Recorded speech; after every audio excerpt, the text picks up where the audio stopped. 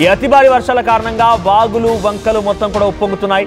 ఎక్కడ చూసినా కూడా పూర్తిగా అష్టదిగ్బంధనం అయిపోయారు, నీటి మధ్యలో చిక్కుకొనిపోయారు. అయితే ఒక ప్రమాదకర స్థాయిని మించి అత్యంత ప్రమాదకర స్థాయిలో అక్కడ నదీ ప్రవాహాలు ఉప్పొంగుతూ ఉంటే ఒకచోట కొండచెర్లు విరిగిపడ్డాయి. సిక్కిం రాష్ట్రంలో ఈ కొండచెర్లు విరిగిపడడంతో ఒక్కసారిగా అక్కడటువంటి చటేన్ అనేటువంటి ఒక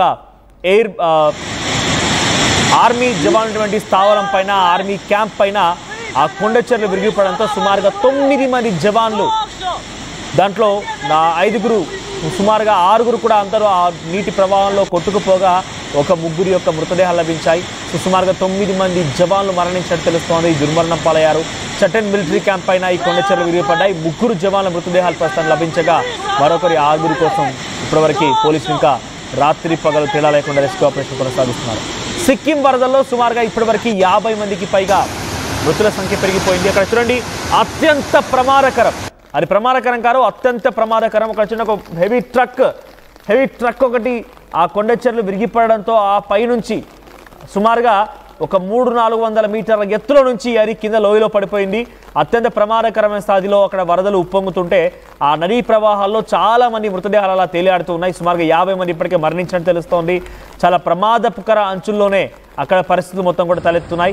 ఏకంగా కొన్ని దృశ్యాలు చూస్తుంటే రోమాలు నిక్కపొడుస్తున్న అటువంటి భయానకమైన దృశ్యాలు మనం చూడవచ్చు. ఇక్కడ చూడండి, ఒక డ్యామ్ సంబంధించి ఇక్కడ చూడండి, ఈ విజువల్లో మీరు గమనిస్తే కనుక ఒక నదీ ప్రవాహం చాలా సుదూర ప్రాంతాల నుంచి పొంగి పొర్లుతూ చాలా పెద్ద ఎత్తున అత్యంత ప్రమాదకర రీతిలో ఆ నదీ ప్రవాహం ఉప్పొంగుతుంటే ఒక వ్యక్తి అక్కడ కూడా డేంజరస్ ఫీట్స్ చేస్తూ ఆ రోప్ బ్రిడ్జ్ పై నుంచి ఆ తాళ్ళ వంతెన పై నుంచి అలా ట్రాక్తోట వెళ్తూ ఉన్నాడు. సో ఈ దృశ్యాలను మనం చూస్తుంటే నిజంగా ఇంతటి ప్రమాదకర స్థితిలో అక్కడ ఇంకా ప్రయాణించడం అవసరం రకంగా అందరం ఆశ్చర్యపోతున్నాం. కానీ అక్కడ చూడండి, ఆయన అక్కడికి వెళ్ళాక నదీ ప్రవాహం మొదలైందా లేకుంటే అక్కడికి వెళ్ళిపోయేదో ఫోటో తీసుకుందాం అనుకున్నాడా, ఏం జరిగిందో తెలియదు. కానీ మొత్తం మీద ఆ నదీ ప్రవాహం ఏకంగా సుమారుగా 100 మీటర్ల ఎత్తులో ఉన్నటువంటి ఆ బ్రిడ్జిని తాకుతూ, ఆ రోప్ వంతెని తాకుతూ అక్కడ అలా వెళ్తూ ఉంటుంది.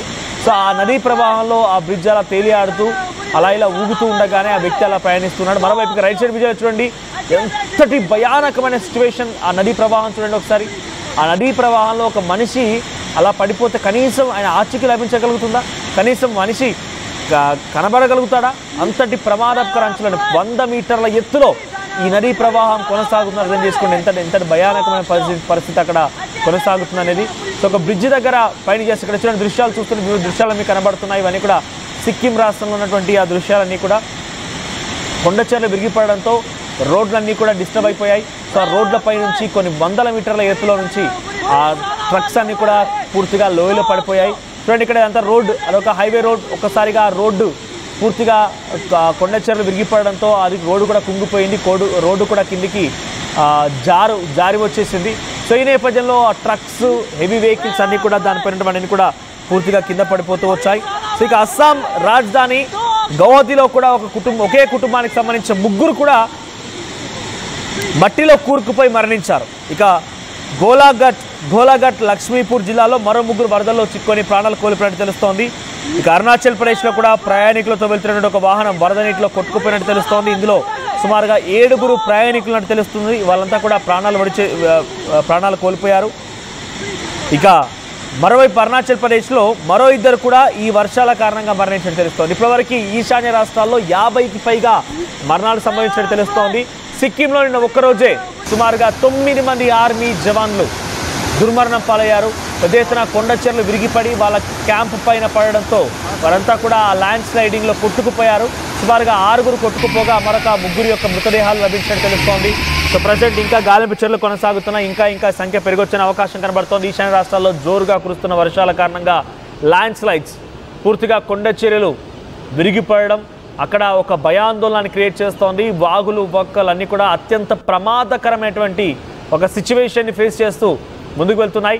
100 మీటర్ల ఎత్తులో ఒక్కో నదీ ప్రవాహం 100 మీటర్ల ఎత్తులో అలా ప్రవహిస్తోంది అని అంటే అక్కడ పడిన మనిషి కనీసం మనం ఆ వ్యక్తిని ఒక్కసారి పడిపోయాడంటే ఇక పైకి మనం చూడలేం. అంతటి ప్రమాదకర స్థాయిలో అక్కడంతా కొనసాగుతుంది. రైట్ సైడ్లో మీకు రక్షణ చర్యలకు సంబంధించి ఆ దృశ్యాలు చూడండి.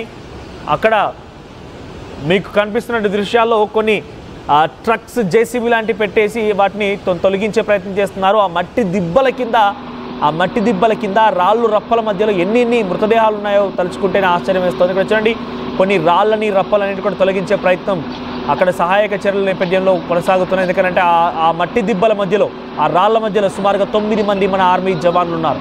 సో రెస్క్యూ ఆపరేషన్స్ కొనసాగుతున్న కొలది ఒక్కొక్క శవం బయటపడుతుంటే అంతా కన్నీటి పర్యంతం అవుతున్నారు. ఎందుకంటే ఎవరు అనుకోని సంఘటన, ఇటువంటి ప్రమాదం ఒకటి జరుగుతుందని ఎవరు కూడా గమనించలేదు.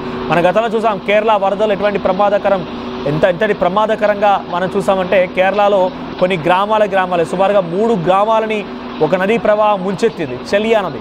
సో ఆ నదిలో సుమారుగా కొన్ని వందల కొద్ది శవాలు అలా తేలియాడుతూ కనిపించాయి. చాలా ఎక్స్ట్రీమ్ సిచ్యువేషన్ కనిపించింది. ఆర్టీవీ అక్కడికి సైతం వెళ్ళి చాలా సాహసోపేతమైన రిపోర్టింగ్ని మీకు అందించే ప్రయత్నం చేసింది, ఎప్పటికప్పుడు అప్డేట్స్ అందించే ప్రయత్నం చేసింది. సో ఇప్పుడు కూడా ఈ దృశ్యాలను చూస్తుంటే అప్పటి ఆ కేరళ దృశ్యాలే మనకు గుర్తు వస్తున్నాయి.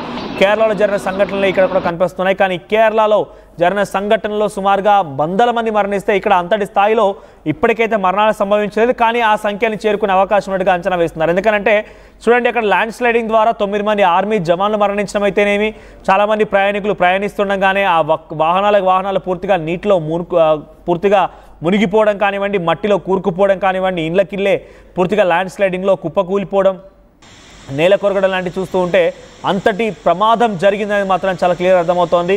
గతంలో వాయినాడ్ మొత్తం అతలాకుతలమైన ఇటువంటి నదీ ప్రవాహాలకు సంబంధించిన సిచ్యువేషన్లోనే ఇప్పుడు మరోసారి సిక్కిం, అరుణాచల్ ప్రదేశ్, అస్సాం లాంటి ప్రాంతాలు ఇటువంటి సిచ్యువేషన్ కొనసాగుతోంది.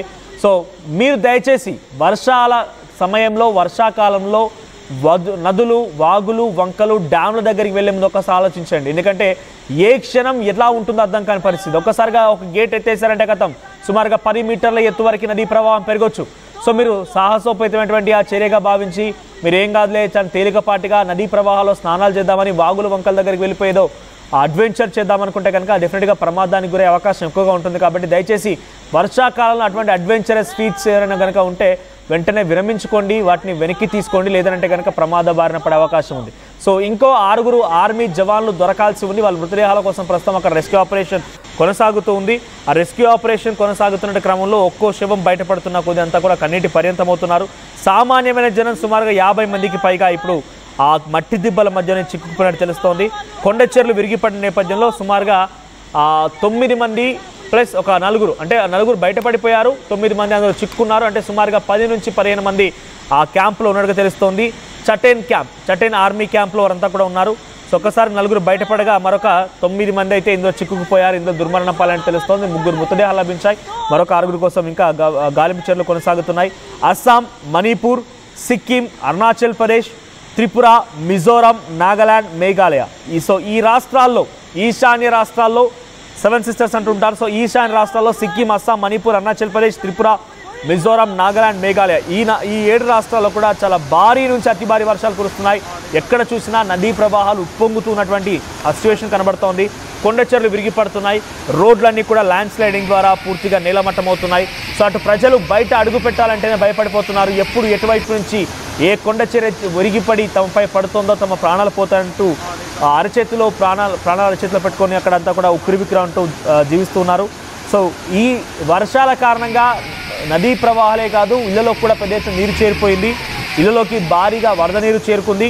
సామాన్యమైనటువంటి ప్రజలు మొత్తం కూడా జనజీవనం స్తంభించిపోయిందని చెప్పొచ్చు. మరోవైపు ఈశాన్య రాష్ట్రాల్లో కూడా ఇప్పటివరకు వరదలు దాటికి 50 మందికి పైగా దుర్మరణం పాలనట్టు తెలుస్తోంది. ఇంకా ఈ సంఖ్య పెరగొచ్చు.